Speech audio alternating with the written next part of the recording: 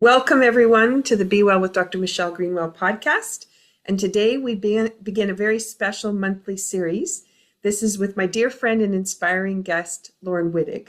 Laurin, thank you for coming and joining the show today. Oh, thanks so much. You know how I love having conversations with you. This is going to be fun. Laurin is an intuitive transformation mentor, founder of HeartLight Wellness and the HeartLight Women's Circles, host of the Curious Wise Practical Spirituality in Action podcast, and an award-winning author. She's also a co-facilitator of the Triple Goddess Women's Circle. She helps women step into their sovereignty, wisdom, and power so they can shine brightly. She helps them to thrive and be conscious creators of balance for themselves, their families, and their communities. She's a circle holder, an intuitive healer, a podcaster, and a novelist who brings strong women in history to life, often set in medieval Scotland.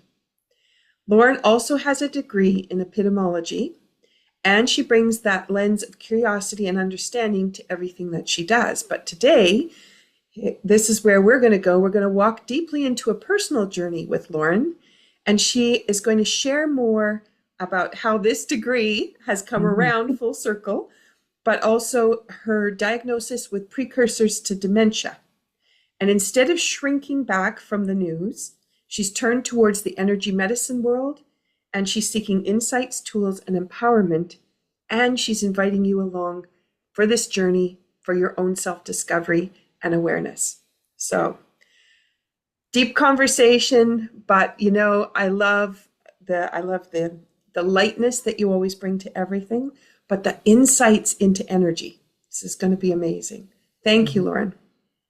You're welcome. I love to share these things. It's what I do in my healing practice. I'm often working with people who have a similar journey to me. So it's come in very handy over the years to have lots of weird things in my life.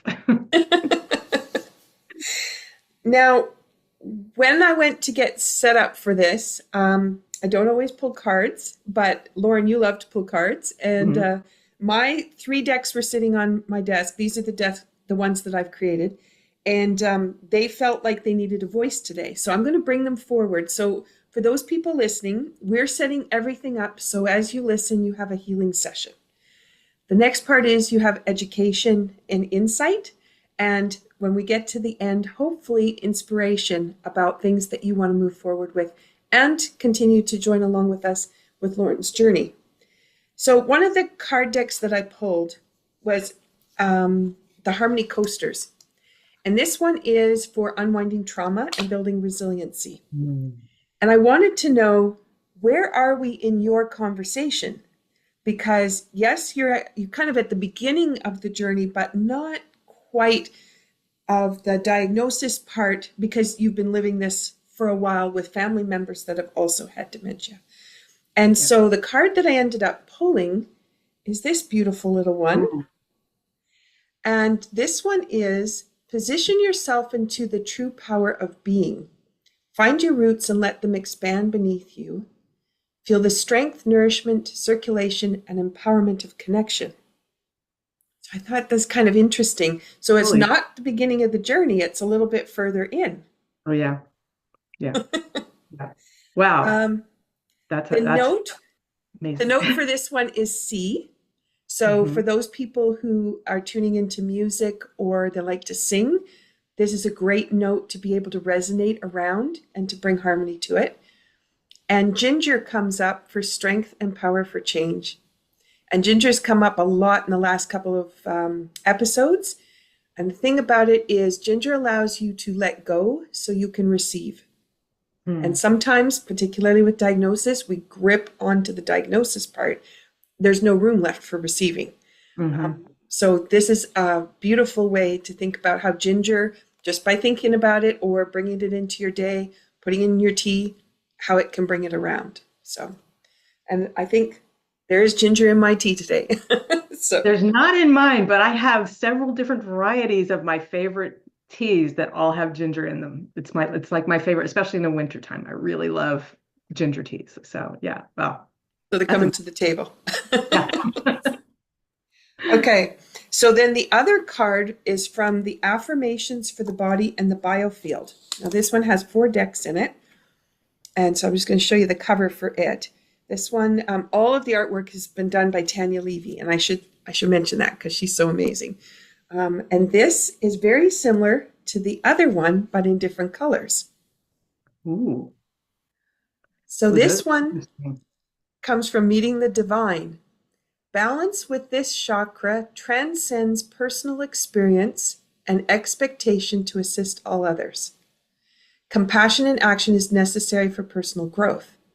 Now, this becomes really interesting because, as I said at the beginning, you could have shrunk back and it's like, okay, I'm going to kind of go into my cocoon here and prepare.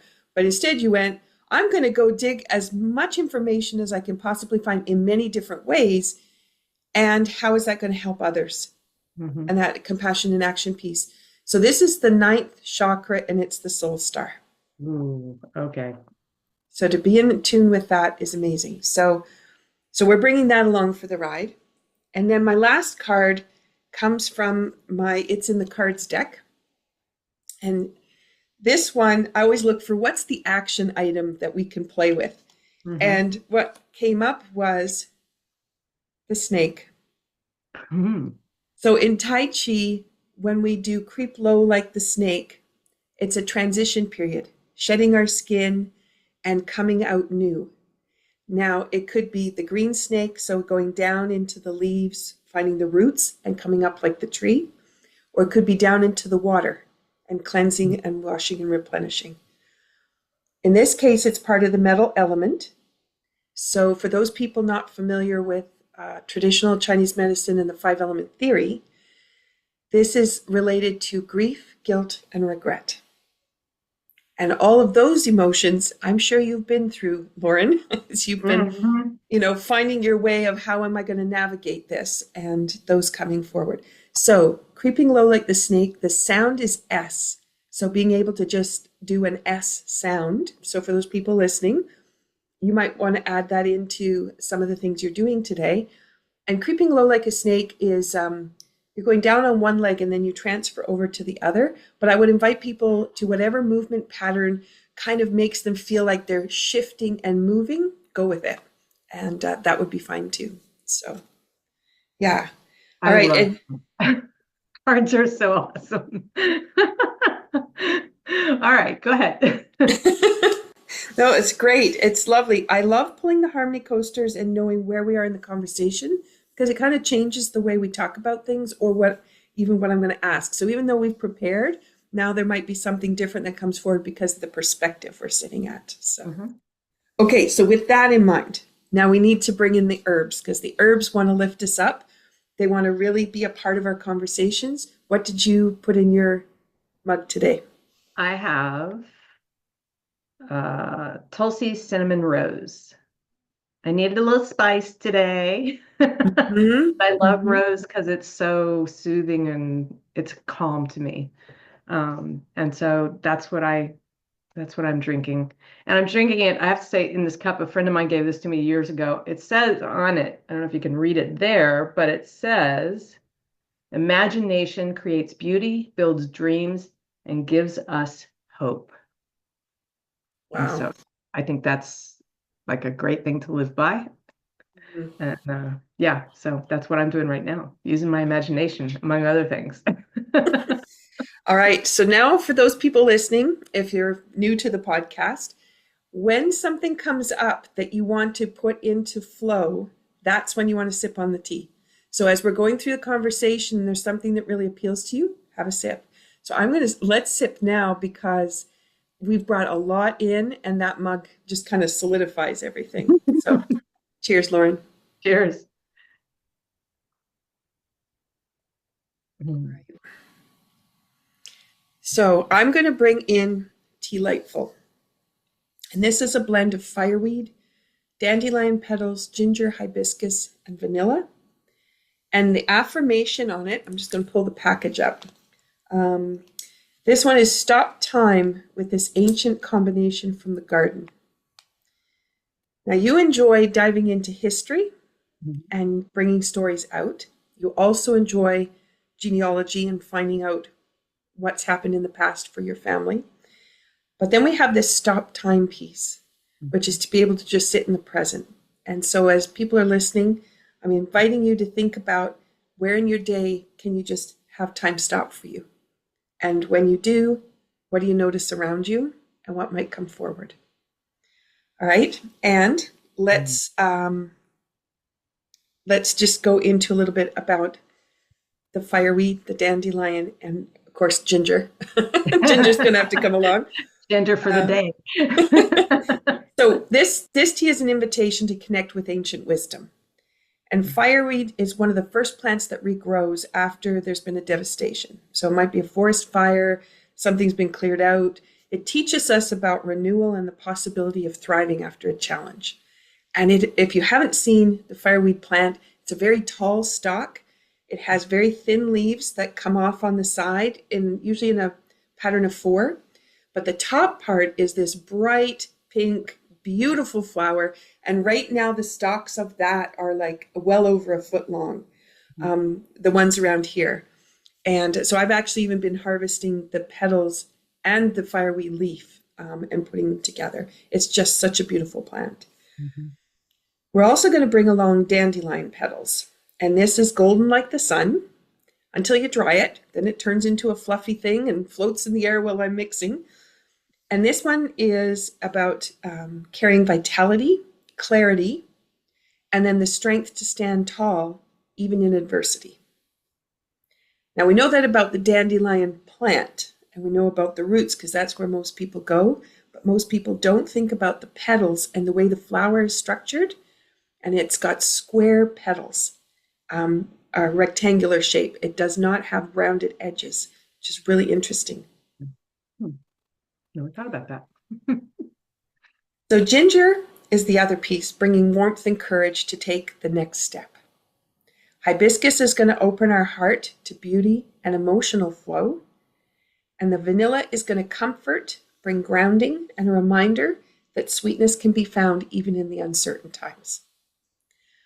All right, with all that, we're going to take this into a spiritual aspect, which is pausing our rushing life, receive deep wisdom from our ancestors and the earth, and remind ourselves that healing doesn't always come from pushing forward, but it comes from stopping, listening, letting our soul catch up with our body and where we are in time. So with that, I would invite you to hold your cup one more time. And I'm holding a Colton McDonnell mug, which has Cape Breton Island on it, and just the pottery, being able to put my hands on it. So cheers. Thank you so much for the conversation.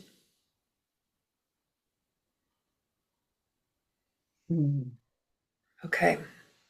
Now, this little ritual with tea, I'm just bringing to the mind for those people listening, is something you can do every day, not just because you're listening to the podcast, but please consider bringing it in every day. It gives you a chance to pause, receive wisdom, and move forward with grace. And this is a way that we can really bring peace into our day and into our lives. And so often that's what we're looking for, but we don't realize. So now what I want to do is frame our conversation with a few little notes about dementia so people have an idea. So in general terms, dementia is about the decline in cognitive function, has to do with memory, thinking, and reasoning. And it can be severe enough to interfere with daily life. And the World Health Organization states there's over 55 million people living with dementia worldwide, which is unbelievable. Alzheimer's disease is the most often the common form. While genetics can play a role, research shows that lifestyle, environment, and stress patterns also have profound impacts on risk and progression. And you've discovered that already because you immediately made changes to the way you're running your life. I was really lucky. I had started working with a functional medicine doctor about 9 months ago. And he was the one, when I went to him, he asked, what is it that you're most interested in healing? And I said, well, my mother was diagnosed with dementia at about 72.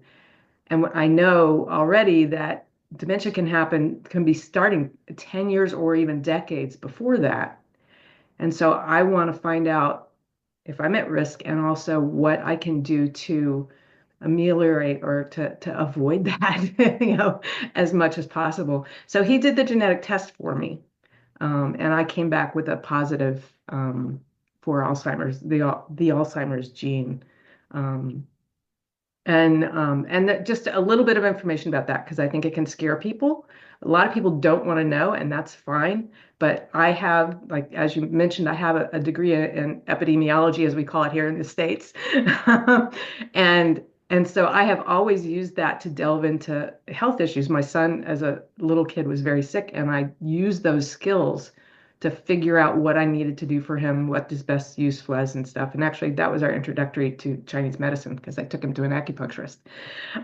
But so that doctor really did already have me set on a course to ameliorate a lot of these things that can trigger the gene to activate. And so the major one was cortisol, which is the stress hormone. And I mean, he was like, it's off. Literally, it was off the charts for part of the day.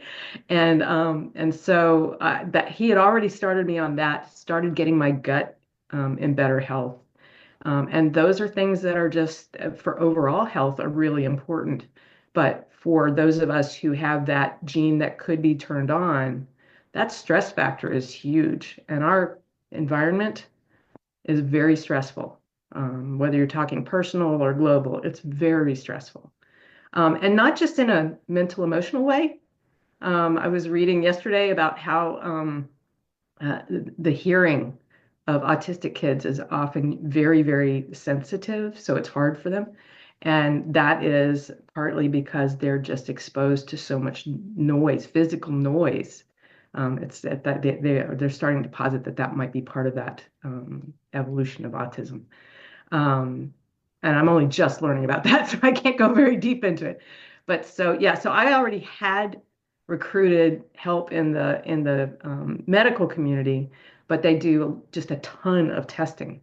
So everything that doctor is suggesting for me is based on tests that he's done, not just on you're 65 years old and your gut's got to be out of shape. So we're going to add you this, you know, and so anything he prescribes to me is usually a supplement, and it's plant derived for the most part, and I can always say, well, what's this going to do? And he'll tell me.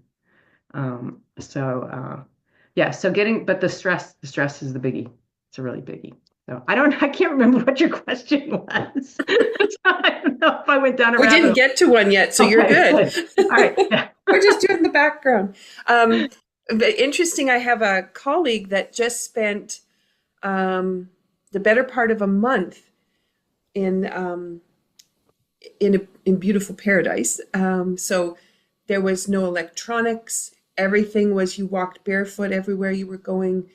Everything was connected to the water, all natural. And she was offering treatment sessions. Mhm. And she said it took her a good week before she really started to get so comfortable and softened into nature. But then the emotions started coming out, because now they weren't being bombarded by all the things that we're bombarded to in, I guess, civilization and Mhm. cities. And then she kind of was working through all those emotions. And now she's back home in concrete and everything Mhm. else in a big city. And she said it's interesting now to see how the body is going to close that back up. And so I'm just inviting those people listening that we don't think about that. We've been living in our environment for so long, we just think that's normal. Yep. And it's not normal. It's not. How often are your feet going into the grass and connecting to the ground? And if you go for a walk, but you're wearing running shoes, which are plastic, you're not connecting to the ground. You're connecting a little bit in nature, but not really connecting to nature. Mhm. Mhm. So yeah, so cortisol levels, you might be able to bring them down a little bit, but then it's going to be really fast before they're already back into the next situation and Yeah, yeah. back up. And that has it spurred me to change a lot of things in my life that I didn't realize were stressing me. Until I went, because I was like, why am I so stressed? My kids are launched into their own lives. They're happy. They're off on the West Coast, and living, a good life. And all of our parents are gone. So I don't have any, of my parents or in-laws to worry about or take care of. I have no responsibilities except to my husband and my dog and myself, at this point, because I shut down my business. That was the thing that was stressing me out because I was trying to be an entrepreneur and I was never meant to be an entrepreneur. I love doing the healing work. I do not like running a business. So now I just do it for fun. Yeah. So that was a massive change. Yeah. Okay, this is not even on the radar of the questions where we were going. But as you were making that choice to let go of that, like you said, you enjoy doing the healing work. What was that? What was that like? So one, you have the discovery of I didn't even want to be the entrepreneur, so letting go of business was easy. But then letting go of that persona of who you are as the healer and the things that you've been doing. Do you want to talk a little bit about that? Yeah, there was some grief with it because it was a failure. But and it's still I'm still feeling it, obviously. But it was the right thing to do for me. And this is a time in my life when I have the space and the financial support because my husband makes a very good living for us. Um, I have the space and the time and financial stability to take care of me. I raised two kids. I had a mother with dementia for 10 years who lived locally, so I was, involved in that quite a bit. And I always thought I should be earning money for the family. My husband goes, "We got plenty of money. You should stop doing your business. If that's what's stressing you out, stop." I was like, okay. I almost needed permission, you know, because I've been thinking about it and thinking about it, but I felt like I was going to let him down and put myself down, and I'm still processing that, Yeah, obviously. yeah, yeah, So it's hard to let go of something you've tried to make successful for 8 years, yeah, and that you are is part of my identity, you know. yeah. So still working on that Yeah. one. It's interesting, isn't it? Because that all does get woven together, Yeah. particularly for women, as we try to match what our husbands bring in and try to Hmm. match. Um, and we're doing compassionate work, so we're Yeah. also trying to give back to the world, and that's where we find a lot of value is in how much can we offer back. Yeah. Yeah. So, Cool. I have a few people who stuck with me I just do it for fun, and I love doing that work. I mean, I think I get as much joy out of it as the people I work with. So I kind of went back to the early days. Beginner's mind has been a theme for me in the last year or so.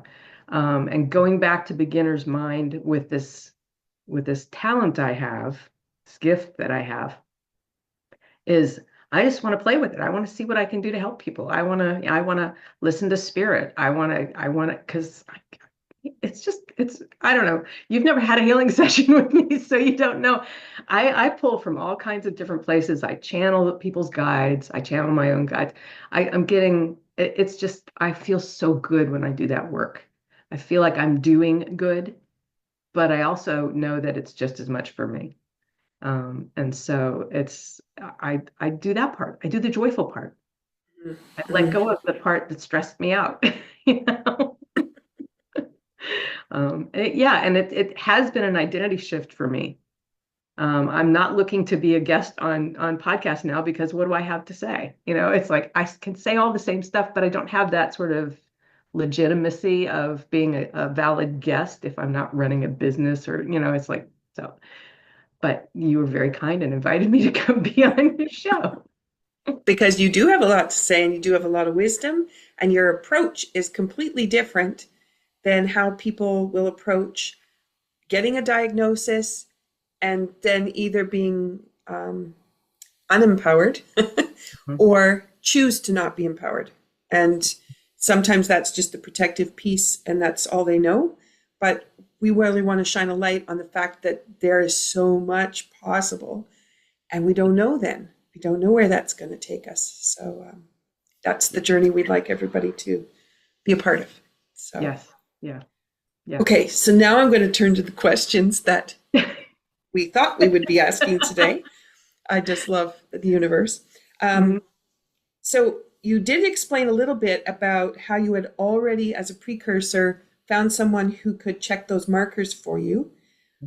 What made you even think to go do that? Because I don't think most people would even think that's going to be something they should do. So what was that? And then if they wanted to do that, who else can do that besides the person you chose? Mhm.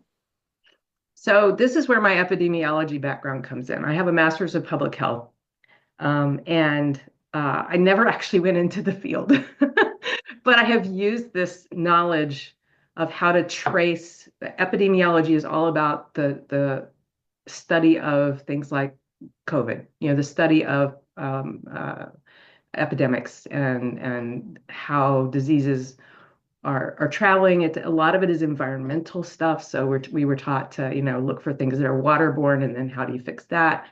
So, if you look at history, this has always been an issue is where are these things coming from, these pathogens? So I looked at my family tree. I was devastated by my mother. She was always difficult. She was a narcissist. And now she has dementia. And you want to talk about a stubborn personality. And I watched her for 10 years just decline and decline and decline. And she'd been a very intelligent woman. She'd worked all over the world with helping other women with economic development in third world countries. She had just had this amazing life and yet she just disappeared. It's like pieces of her, and it was her intellect first that went. And so and she just was really, really difficult towards the end, really difficult. And I still have PTSD when my phone rings. It's like that kind of thing. But so I knew that she did, but I also knew her mother had it. My grandmother was one of the sweetest people in the world, and she just got sweeter and sweeter. So that was a benefit there. But I also knew that my grandmother's great aunt, who was a blood relation, not a married relation, had it, had dementia. And I don't know how far behind that, it might track. But once I had the doctor there's a genetic test that they can look at your genes, and there's a very specific gene. It's called the APOE gene. I'm going to get a little technical here for just a sec. You get two versions of that gene. You get one from your father, one from your mother. And for some reason, they use the numbers 2, 3, and 4 to differentiate the variants of it. So just like COVID has a variant, or the flu has a variant, this gene has variants. And most people in the world have a number 3 gene and another number 3 gene. They have two of them, one from dad, one from mom. And that is the like 70% of the population of the US at least. And the low risk for dementia is just sort of normal people, you know. If you have a 2, you're at a really low risk. If you have a 2 and a 2, you can mix them up. So you could have a 3 and a 2. But if you have a 2 and a 2, you got almost no risk at all. It's like 6% maybe of that population. If you have a 4, that's what they're calling the Alzheimer's variant of this particular gene. And I have a 3 and a 4. And since I can look at my dad's family and I can look back several generations there, and there was no dementia in that family. None. And the ladies in that family, the aunts, they lived into their 90s independently, and with, full cognition. I mean, they were slowed down a little bit, but there was no dementia there. On my mother's side, there's 4 generations back, or 3, me counting my generation with this gene. I'm the oldest of my cohort of this generation. And so I'm the leader for all of my 9 first cousins, it's like, and I know my mom's family, there's 5 kids. She was the eldest, and only one of them has not shown up with dementia. The other four have it. My grandmother was the oldest of four girls, and I know two of them had dementia. I don't know about the fourth one because she was the baby of that family, and I kind of lost track over the years. And then I don't know about the previous generation, how many, but I could see this pattern. And so that was why I was like, when the doctor said we can test for that genetically, I'm like, do it. You know, it's not without grief or without fear what you find out. It can be very, if you come back with no fours, great, then you're all clear. And one of my first cousins is that way. She has neither of them, no fours. And my other cousins are getting themselves tested now because I have said, here's what you need to do. So having that genetic test done really sort of clicked everything into place for me that this really is genetic. It is also environmental because that can be what triggers it. But there is a genetic tendency in that direction in my mother's line. And so that's where the epidemiologies really come in. Then I start going, okay, I need to learn more about this. And the universe provides. So one of the things that I get with this functional medicine practice is I get a health coach and I get like 4 sessions with her. And so I had I think my second session with her after I found this out. And so I was talking to her about it. Turns out she has the same genes, same, even 3 or 4. So she said, you have to read this book. And so I'm going to show it. So it's this book, the end of Alzheimer's Program by Dr. I don't know whether it's Brederson or Breederson. I don't know how to pronounce it. I have dog-eared, highlighted, and gone back to my doctor with questions about it. And I'm still trying to implement a lot of what I learned from this. For me, so far, the diet change is the hardest, just because you got to be careful about this, that, and the other thing. I'm not going to go into the details of that. So, but that really educated me. So that when my doctor said, you need to do this, you need to get the cortisol down, you need to get this down, it suddenly made sense to me, like pieces of puzzles coming together. He's already been preparing me for this. And then we've added a lot of brain support supplements in the last little bit of time, because we discovered there was another blood test he did recently where they can test for a protein that gets created by your brain if you have those amyloid plaques that you hear about in Alzheimer's. And it came back not terribly high, but it did come back with a positive number. And that one really freaked me out. But so that's when he's like, okay, we're going to crank it up, and we're going to do some more. I have only been on those for a couple of weeks, so I can't say that one way or the other if they're making a difference yet.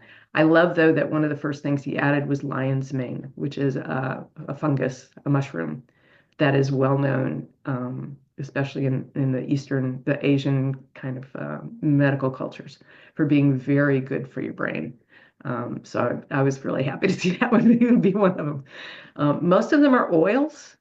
And so that's, the brain needs a lot of fat, and apparently that's a good way. These are particularly designed to go to your brain.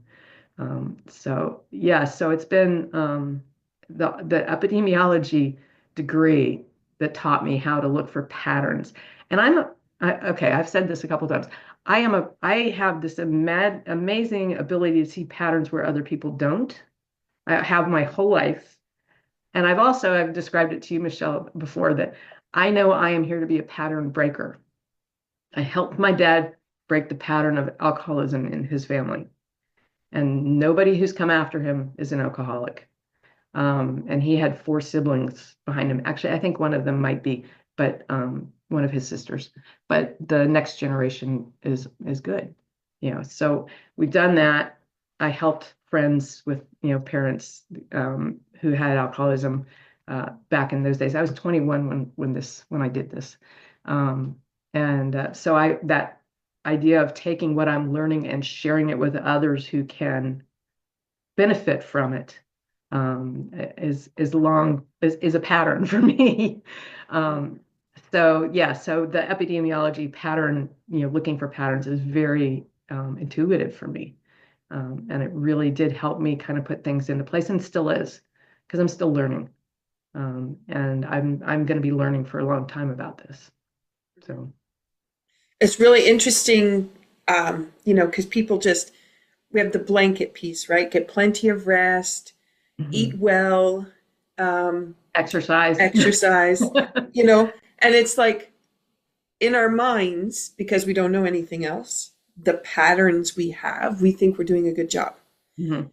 Or we think we're doing an okay job, but we're not really pressured to make any changes because Yeah, this is a everything kind of motivator. works. This is definitely a motivator for change. Yeah. And to think about, how do I want my brain functioning as I get older? Nobody's thinking about that. They're thinking about, oh, as I get older, things will fade.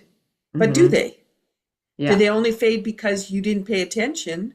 Hmm. And if you had paid attention, it would be a very different kind of aging. Yeah. Well, and one of the things that I had heard, do puzzles and all this, to keep your brain busy. I'm reading another book. I'm gonna put it up here. I'm still reading this one, The Brain That Changes Itself. Fascinating. I will say that there is a fair amount of conversation in there about animal experiments, which is a little icky, but so just a trigger warning. um, but I'm learning from that it's not just learning or not just working puzzles, because I do crossword puzzles and jigsaw puzzles and have my whole life. Um, but it's about making new connections and creating a pattern in them to keep building and to keep triggering the brain derived neurotrophic factor, which is the hormone that helps you learn things. We shut that down a lot, and I think the Alzheimer's particularly, I think, shuts it down pretty fast. Um, but it was interesting to me that it's about, because you had talked to me a little bit about movement and moving in different directions, so your brain has to adjust in different ways, and the repetition of that actually strengthens those new connections. What's the phrase? What fires together wires together. So as you practicing those patterns, it is actually creating new connections in your brain, but the repetition is needed, according to this book. And I'm only a quarter of the way through it. Fascinated by it. So for me, that was a big aha just yesterday. It was when I was reading that, because I have been doing puzzles for years. Well, I'm just using the same neurons there. It's there. I got to look for little different words or stuff, but it's the same pattern of thinking. Yes. Um, and what I've added in the last year and a half that I think is really, like you had told me, moving in lots of different directions, and is line dancing. Because you're moving in every direction, you're turning around, you're getting your hands up in the air, you're doing all these things. And I recognize that I'm beginning to kind of, my body knows some of the dances, but she's always introducing new dances in class. So it's always my brain going, what? You know? And I can feel my brain get tired.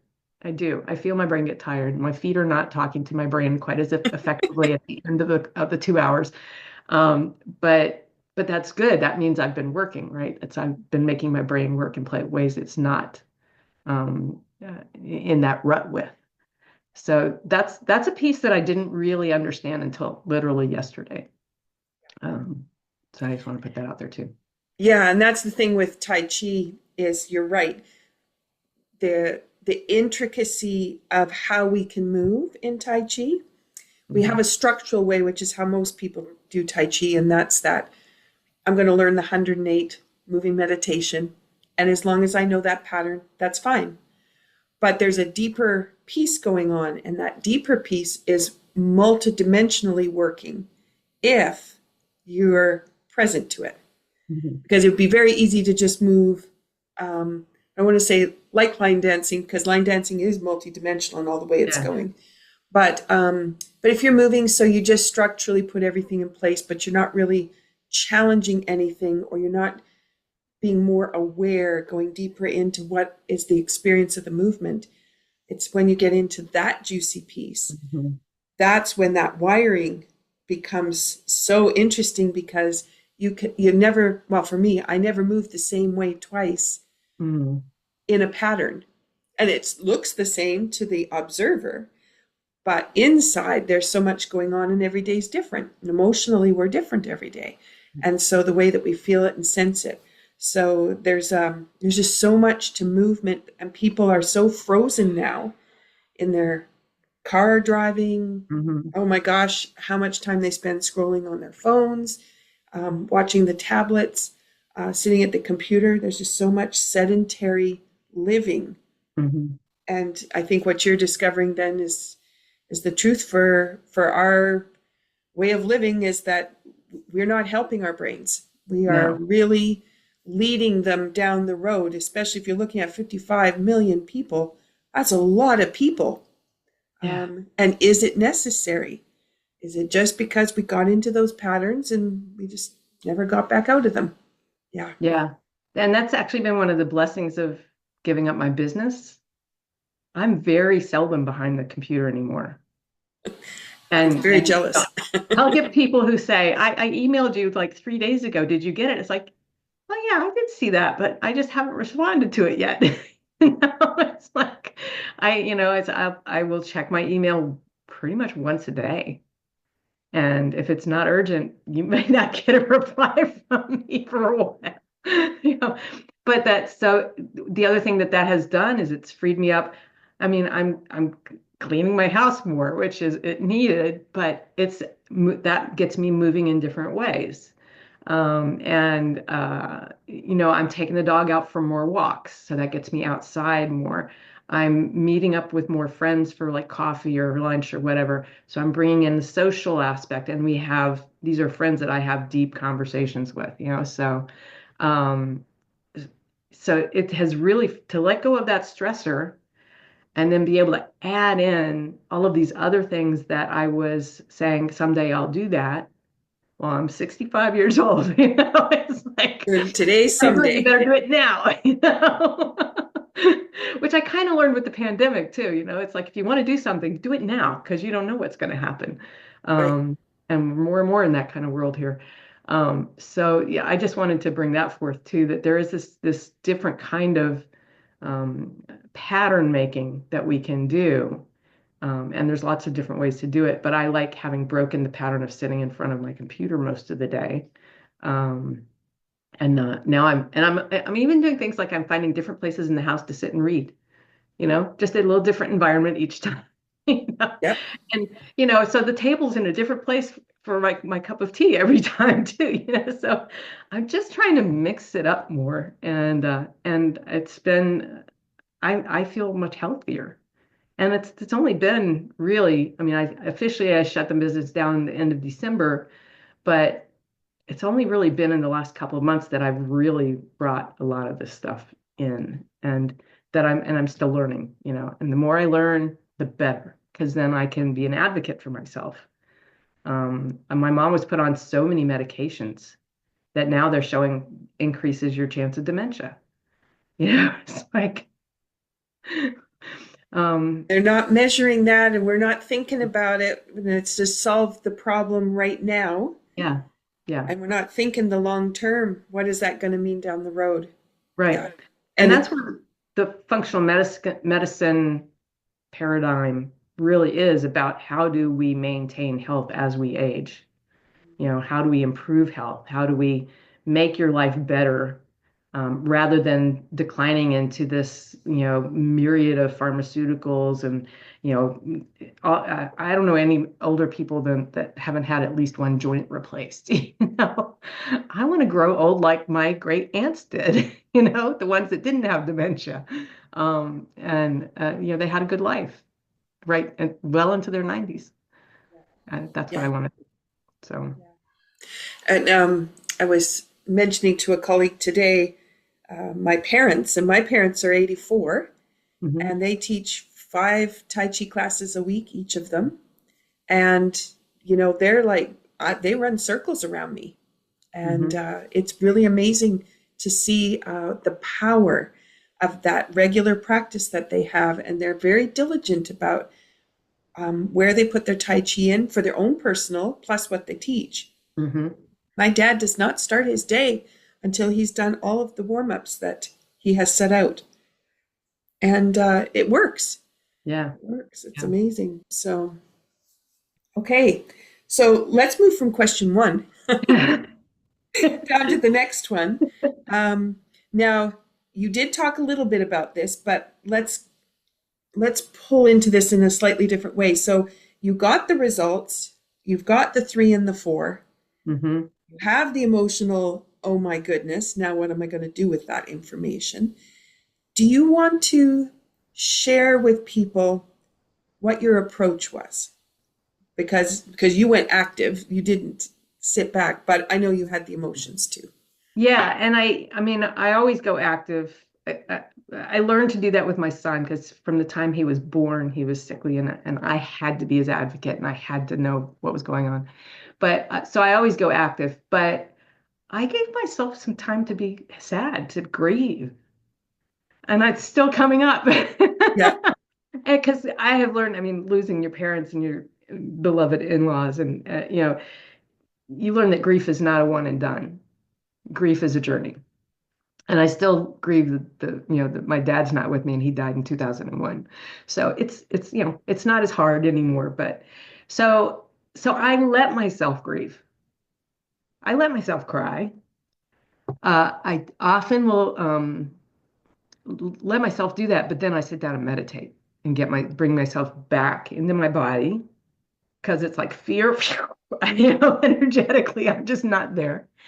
So I will meditate or I'll go walk in nature. Now it's been so awful hot here in Virginia for most of the summer, and it's still really, really heavy air, humid, that I don't get into the woods like I do the rest of the year. But I live in a very heavily wooded neighborhood with lots of places, pretty places to walk, so I can at least get that. Um, and then I have friends who know what I'm going through. I had 3 healing sessions in about 6 days because I happened to be talking to friends and telling them about this, and they're like, "Okay, come on." You know? And Michelle was one of them. When we just hopped on to have a conversation because we like to do that. And so the universe provides if you let it. But I think you need to let yourself grieve.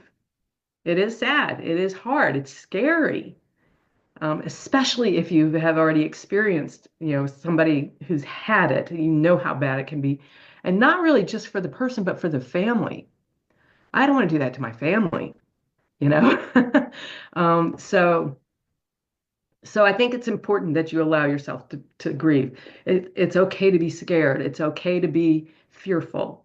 Those are normal. This is a big deal. It's a big change, and you don't know if it's going to happen or when, if it does happen, when you're going to start seeing the symptoms of it.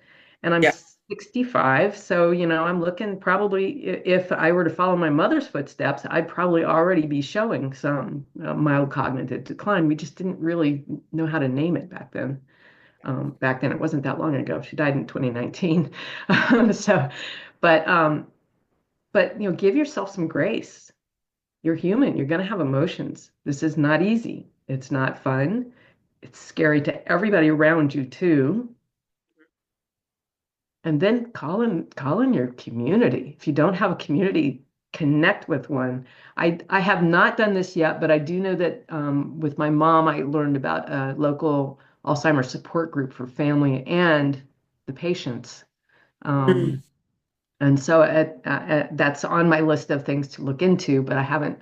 I'm also not trying to do everything at once because that just overwhelms me and I'll shut down. right. So, step by step, educate yourself. There's these wonderful books and doctors on YouTube that, you find somebody you trust with the information, but who are talking about the research, and it's changing fast. It's changing what they know about dementia really fast. And it's more and more environmental and this lifestyle stuff than it is the gene.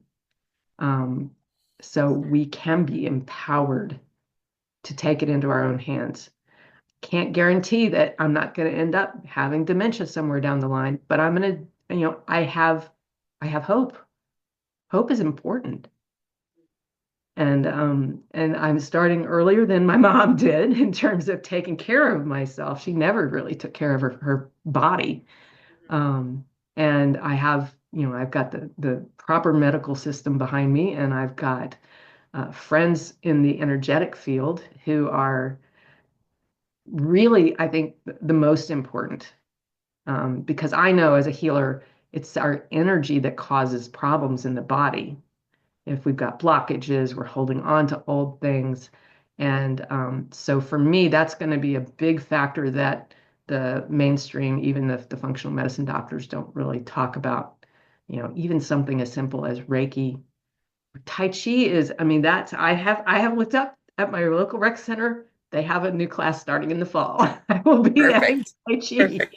So, but there's so many resources out there. And I live in a town, I don't live in a city, and yet we have a lot of retirees here. So we have a lot of resources around this kind of thing. Um, but there's you can empower yourself. Challenge accepted. you know I've got the gene, I've got a little bit of this protein, but I'm also reading that it's really not the plaques that are the problem, it's other things.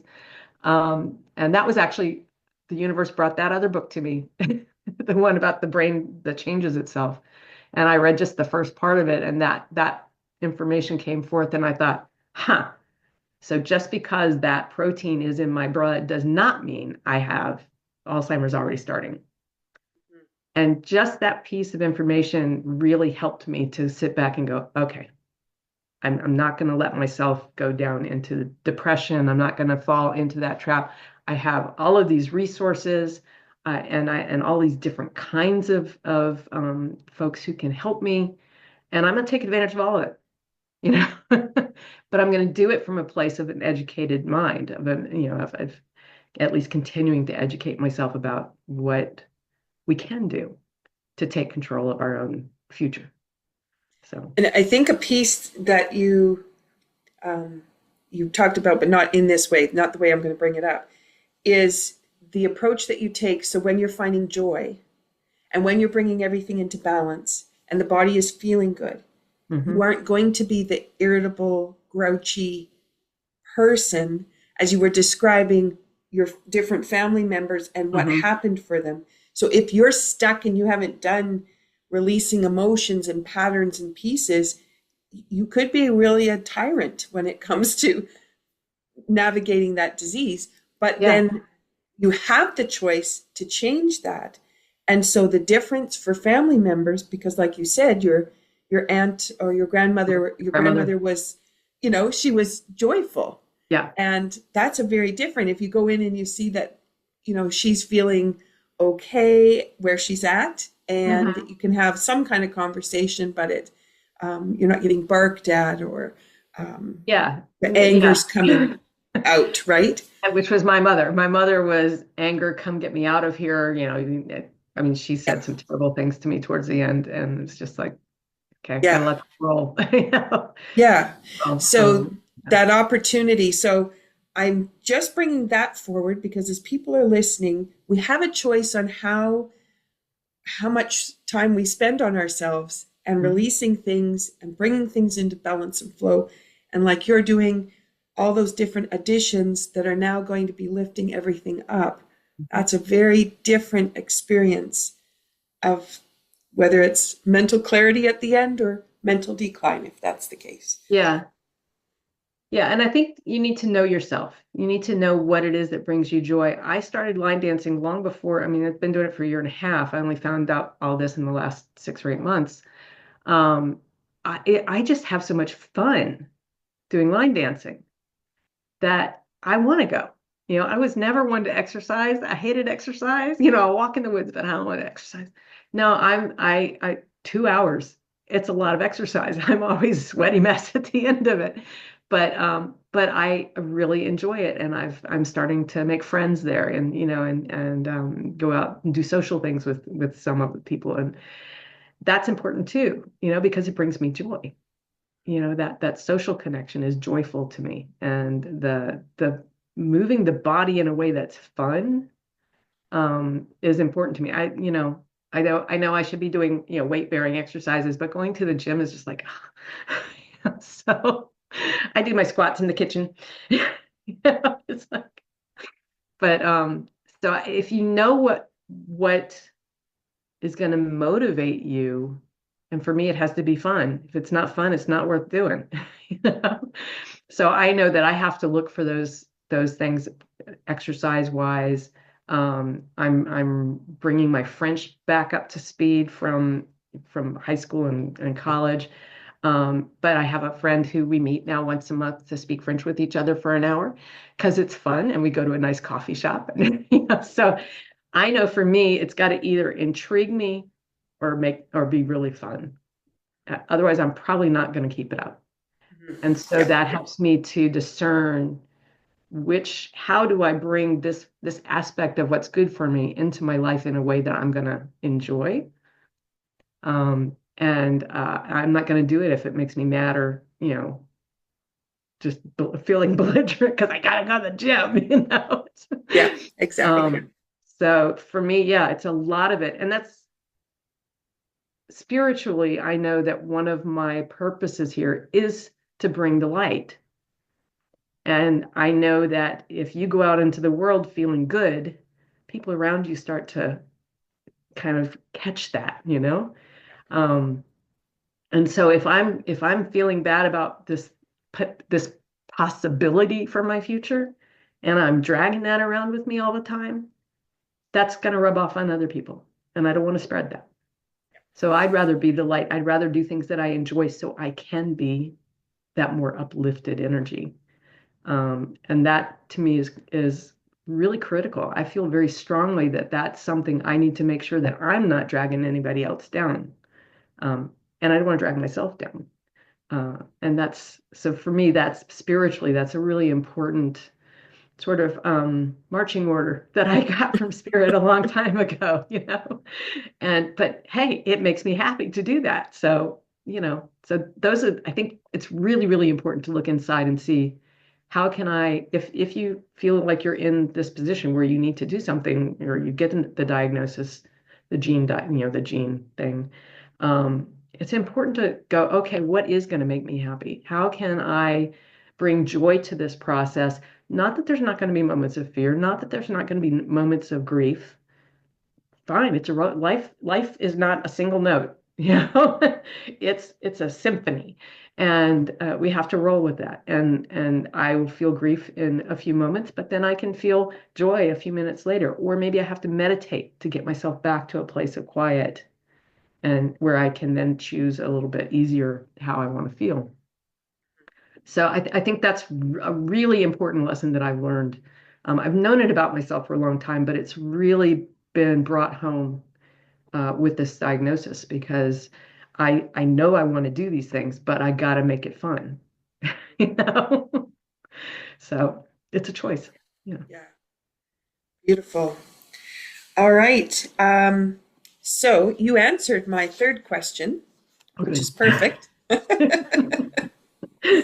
And we've talked a little bit about the generations and backgrounds, that you're a pattern changer, and then looking at family history. So if we now, with what you've already shared so far, we know about family traumas and history and pieces. I'd like to bring in a little bit about your writing and your love of historical Scotland, and how is that motivating you to find out the stories of your family and how things have come before? Well, I was brought up in a strongly Scottish uh, leaning family. My mother's maiden name is Magruder, which is part of the McGregor clan. And my grandfather, her dad, was the chieftain of the American Clan Gregor Society back in the 50s. He had a kilt. Do not call it a skirt. He'd get livid if you called it a skirt. And so I was from the time I was 10, I was taken to my first clan gathering. It happened to be here in Virginia. I lived in Mississippi. But so I got steeped in that Scottish lineage very, very early, and it was, I mean, it was front and center in my grandfather's identity of himself. And so I got to go to Scotland for the first time when I was 11. I fell in love with the place. And so I just really was fascinated by the place, more than the people, but just it was my experience at 11 was it was a magical place.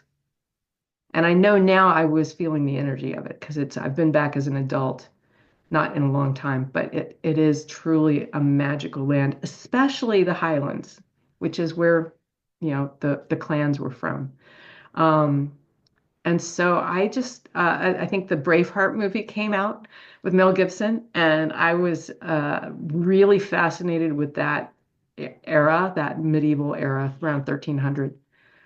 But I also had discovered that there were romance novels that were set in Scotland. And I started to devour those, and many of them are medieval. That I love that period because magic was a part of the culture at the time. You had seers, you had healers, you had all of that kind of stuff, and it was just part of the culture. People accepted it. Um, um, it was you could have manly men, but women in the clans could also be the head of the clan. So there was much more equality between the men and women at that, in that stage, in that culture. I also have an anthropology degree, a cultural anthropology degree is my undergraduate Of course. degree. So, of course. So I loved going into the archaeology and seeing, learning a lot about the culture from the artifacts because the Scottish clans were non-literate, which means they weren't illiterate. They just didn't have a written language. Um, and so unless you go to the courts, you don't really learn much about what life was like for the clans. Um, and I went back for a research trip with a buddy who was also writing set in that time. We spent a week going medieval castles all over Scotland. It was magical. So I loved all of that. But I realized just recently, and I think it was when I was talking to you a couple of weeks ago, that I don't know anything about my grandmother's line. That was my grandfather's line. My grandmother was a Murphy, so Irish. And I got in contact with my cousin who took in, my grandmother did a whole lot of genealogy work on both sides of the family. And so I knew where to go in the family to get that information because my cousin Marjorie has all of that stuff. And she pulled out what she could of the Murphy line, and it only goes about 3 to 4 generations back and then nothing. And so I don't know if there is a family trauma that happened in that line that is part of the energetics of this gene being passed down through the generations. I suspect there is. I'm not a genealogy person, but I am a shaman and I can journey, which is the shaman. It's a very meditative, if you're not familiar with it, it's a very meditative state that shaman can go into and commune with nature or their guides or take journeys for healing. There's all kinds of things that you can do on a shamanic journey. But I suspect, and I just haven't had the quiet in my house since I thought of this, but I suspect that I can do a journey and learn more about that. And if I can do that, then I can get one of you who do energetic healings to help me go back to that and heal that and then that'll carry forward through the generations. Um, because I have my children haven't been tested, and I'm hoping that they didn't get this. But if they did, I don't want them to have to suffer through it either. And so that is my plan at the moment in terms of spiritual healing, energetic healing, is to do a journey for myself. And then what I do find it, and I think most healers feel is it's really hard to heal yourself. So I will call in one of my buddies and get them to help me do that. And I'm really fascinated. We'll talk about that, I guess, in a future episode. But I'm really fascinated to see what I can learn that way, and what we can heal. Because their Irish is very likely trauma back in Ireland that drove them to this country. The Magruders, by the way, got driven out of Scotland because they were the troublemakers, and my direct descendant was a horse thief.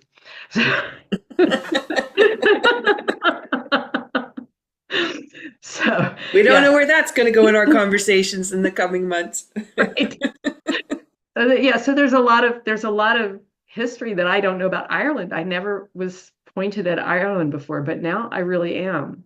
And so I got to learn more of the history of that. So that'll be another area that I probably delve into when I feel like it's the right time. Right now I'm doing the brain stuff, Yeah, yeah. but that's another area that I probably will explore a good bit to see if I can connect some dots that way.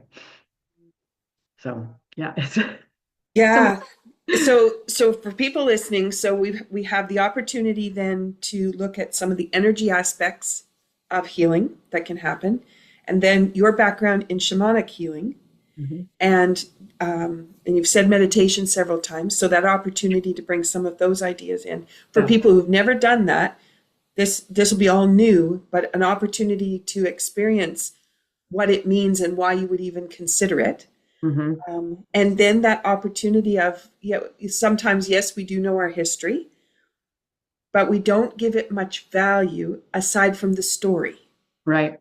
And so then this deep dive into the historical aspect from an energetic perspective, which Mhm. is something I do enjoy doing Yeah. Yeah. and finding out. So there's a lot that we can discover in areas that, like you said, is not being considered by the people who work close to the medical model.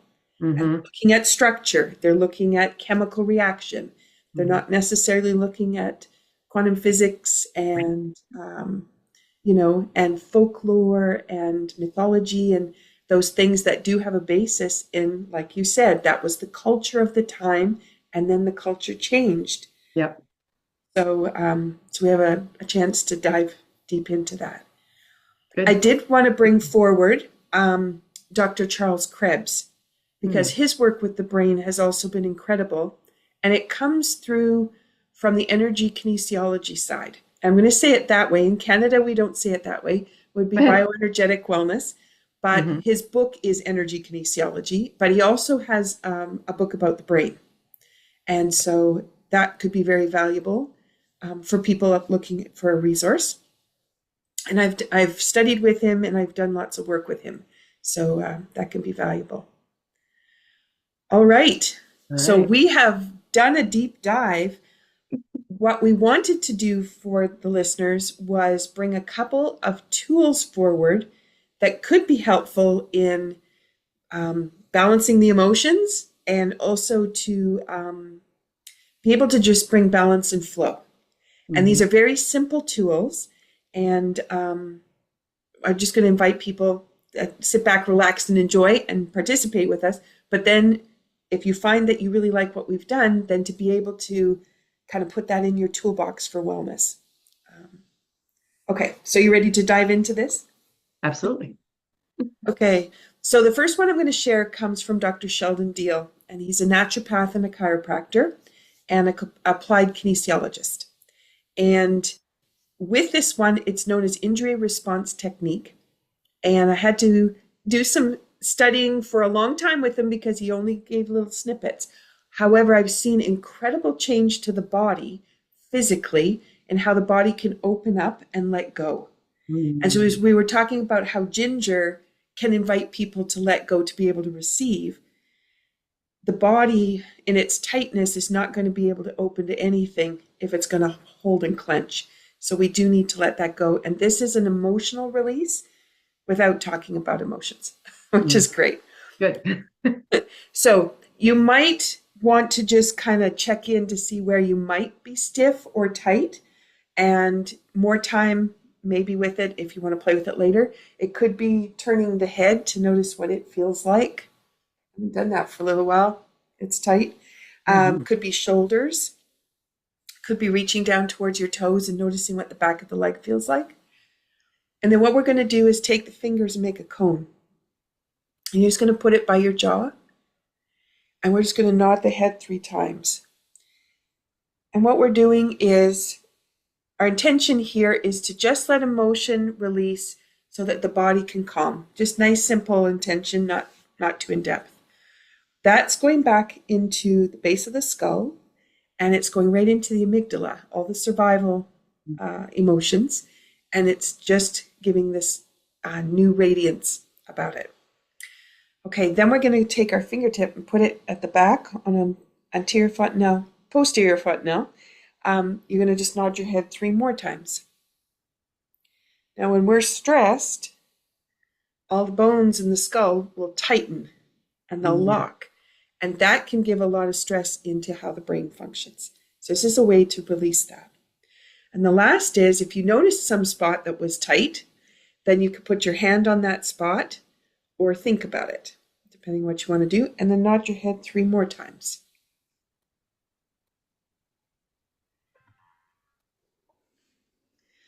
All right, and just give yourself a nice deep breath. And then if you just want to turn your head again, see if the range of motion has changed. You heard me laugh. It changed significantly. Did it change for you? Yeah, a little. I think I've got a lot of tension right in here, so I'm going to do some more of that. But I feel much more relaxed. Yeah. Perfect. Perfect. So this is a lovely way, because lots of times people think they've got to talk about their emotions, but emotions can be pocketed in the structure, and we just need to show them how to get out and move on so we can replace it. Okay, so that would be one. Now, you don't want to do too many of those, so just let it sit, because you are changing what's happening in the brain. So just let it relax, deep breathe, and, tomorrow, the next day, you think, let me see if I can release some more tension in some way. Okay, so now the other one that I wanted to share is a figure 8 pattern. And the figure 8s, you and I talked last week, and since then, this one has been so pronounced in the last few days. And it's showing itself in a lot of new ways, which is wonderful. So maybe those will show up in another episode. But for today, we have Wayne Cook's hookup. And this is creating a figure 8 pattern, is how tissue in our body functions, but also how energy transfers, both inside the body and on the outside. So if you cross one ankle over the other ankle, and then if you cross the wrists over, you can link your fingers if you wish, and then you can bring them up, bring them to your heart if you want, or you can leave them in your lap. And if that isn't comfortable, you can just take your fingers and just cross them over, and then your fingers will touch and kind of underneath the collarbone, which actually ends up being a lung alarm point, which is a lovely way to calm. And we're just going to hang out there with our tongue on the roof of the mouth and breathe deeply.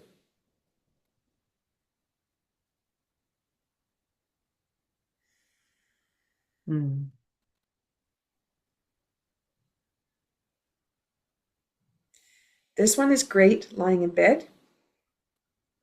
And it could be before you get out of bed and how you want your day to go, or it could be at the end of the day and just reflecting on how was my day? What were some of the highlights? And the part 2 is to put the feet side by side, put the fingertips together, and you're just going to bring them in front of your belly button. And we talked about 5 elements today. 5-element theory, we're making a connection back to the systems in the body that are part of 5 elements.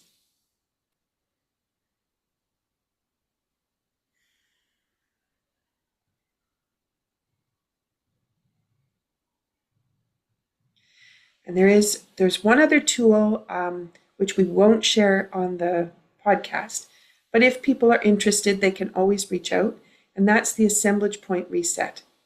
And that's how the energy flows in and out of the body.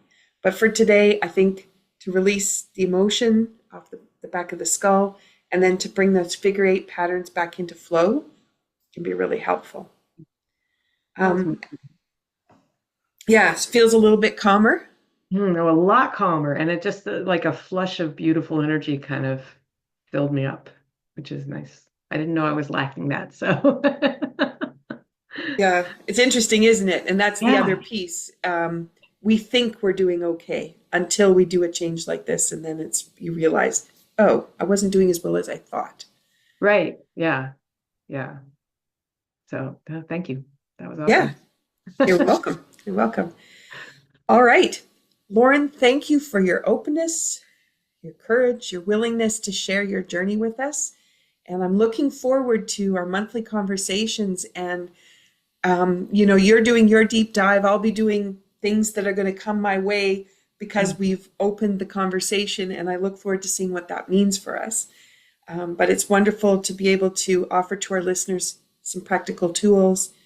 And then you're going to lead us on a deep soul nourishment. I'm going to call it that. Hey, good. Yeah. So thank you. Thank you.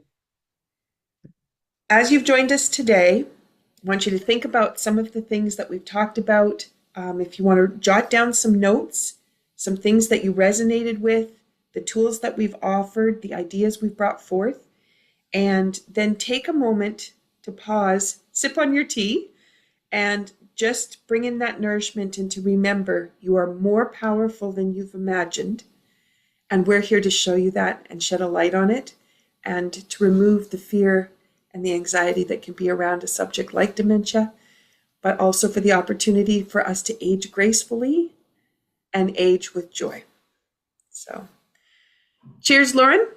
I'm going to bring a little bit more delightful in. Mancha. Love that we share a Scottish history. Yeah. I'm the Bell family, though, so we're a little bit of a different clan. Awesome. Be well, everyone. Take care of yourselves. And until next time, we look forward to the next conversation.